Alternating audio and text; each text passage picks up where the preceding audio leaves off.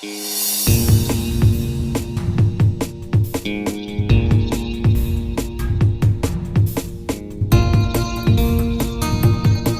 you improve your reading skills. All right, so here we go. So today I'm going to help you with the reading of 3-letter words. It means that in those words you could hear 3 sounds. Okay, so always remember, whenever we read, you have to always go from left to right. So whatever sounds or letters is written here, you have to go from left to right. Okay, so I'll give you some examples for reading. So just make sure that you are practicing the same way at home. Okay, so first, what sound does this letter make? It makes the sound R. What sound? R. So this is the first sound. The second sound is A. What sound is it? A. First sound R. A. So what is it? When we put this together, it becomes Ra. Ra. So now we are going to join one more sound to it. And the sound is T. Rat. Rat. How do we read it?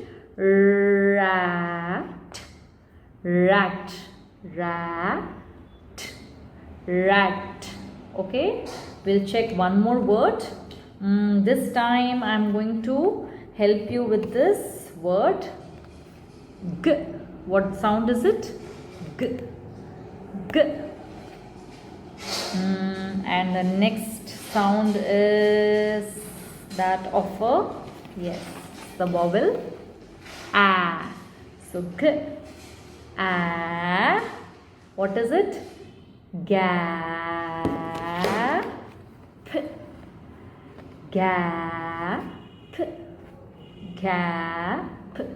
Gap. Gap. What is it? Gap. Well done. So now next we will move on to one more sound, one more 3-letter word. It is, what sound is it? T. Next is E. E. T. E. T. And P. Tip. Tip. What is it? Tip. Tip. Tip. What is it? Tip. Very good.